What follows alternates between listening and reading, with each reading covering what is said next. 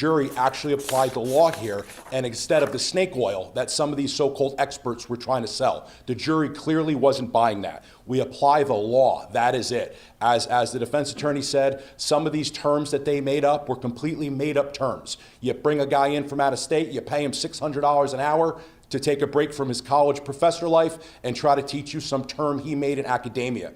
You had an officer of 35 years, a true professional that did this job, sat in that cruiser, hit those houses in drug raids. I'm going to take his opinion every day over an academic. Like the Coy case, like the Meade case, like the Anderson case. Every person in this room knows, whether they want to admit it or not, these were political, malicious indictments by a former rogue prosecutor, Gary Tyack. We should never be here. All this does, it undermines trust. Trust by not only police officers in their government, plus trust by the community they serve. Because of these decisions, our officers are going through these lengthy legal battles, causing taxpayer money, and it's wearing on their families. Officer Grubb acted lawfully, and the verdict reaffirms that. I will continue to stand by any officer doing the right thing, any elected official doing the right thing. I will call out any bad officer, any bad elected official. I want to talk a little bit, because you brought up the civil stuff. Any civil rights attorney in this town, I absolutely commend you. I am always here to talk. 6800 Schrock Hill Court, there's a giant sign that says Fraternal Order of Police, Brian Steele. I'm easy to find, just Google me. I'll sit down and have a conversation with anybody. What upsets me as a peace officer is the reality. About 90% of our victims in this town, roughly, are of color. Roughly 75% of the known suspects in violent crimes in this town are of color. When one of them are shot, I don't hear anything, right? When the government shoots you, when the police shoot you, when Kroger's involved, it's almost like vultures, right? Looking for deep pockets, looking to sue. I don't care about a fancy suit, a sharp vernacular. I serve the people of Columbus, and I will have a conversation with anybody who wants to help us serve the people of Columbus. With that, I'll take any questions. What does this verdict do for the morale for the police officers, especially after the Coy trial? So the number one thing, oh, thank you. I'll leave this right here, appreciate it. Morale already skyrocketed when our former rogue prosecutor did not run, okay? As of right now, I have a good relationship with our new prosecutor, Shayla Favor.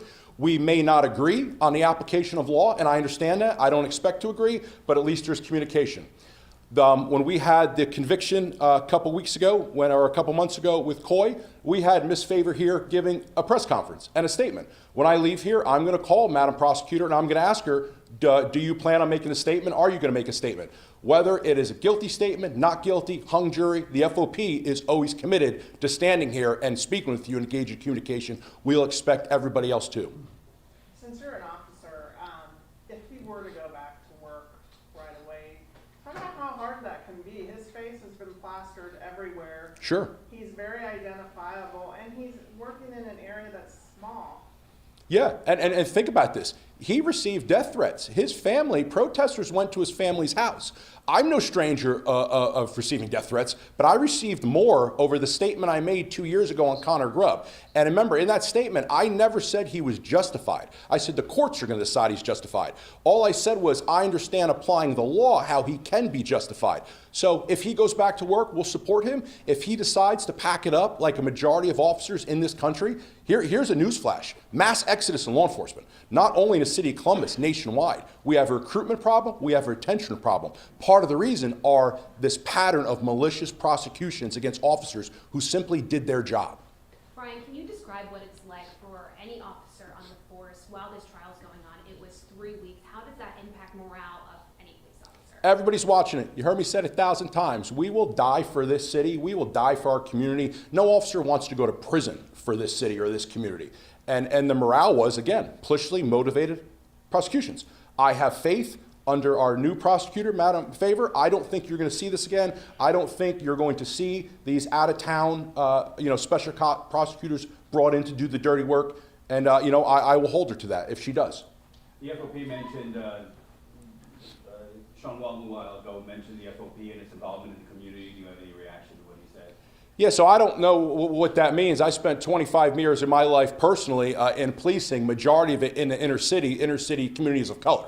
I could tell you, and my partner back there, Greg Perini, the years we've spent patrolling streets at 3 in the morning, Oakwood, Maine, Cleveland Ave, I've never once seen Sean Walton there. So I don't know. I see him behind the camera press conferences. I would tell him, anyone that wants to get involved in the community, give me a call. We'll jump in, we'll give you a vest, we'll give you a piece of paper says, hey, in the event that you get shot and killed on a ride-along, you're not gonna sue us, but come jump in a car. Let's actually see what our officers do. There's nobody more merged in a community than a police officer. And tell us anything you have to say about what Mark Collins said about how officers are prosecuted in the future with the legislature looking at that area.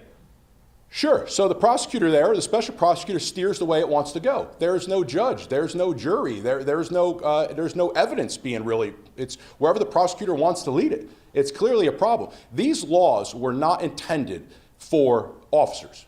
If you look at the murder, and I'll explain that. And if you look at the statement, we are trained to fire center mass. We use our sights, we take a breath, we aim center mass. That's how we're trained.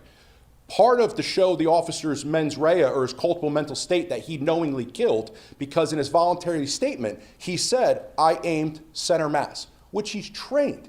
It's like they're taking a round peg and they're trying to put it in a square hole, saying he knew he was going to kill her. If that's going to be the case going forward, we're either not going to have to make statements, because these are voluntary statements. We make statements because we want to help the investigation, or we're going to have to train the way we deploy our officers and how we use force. But again, the courts have been clear how we use force.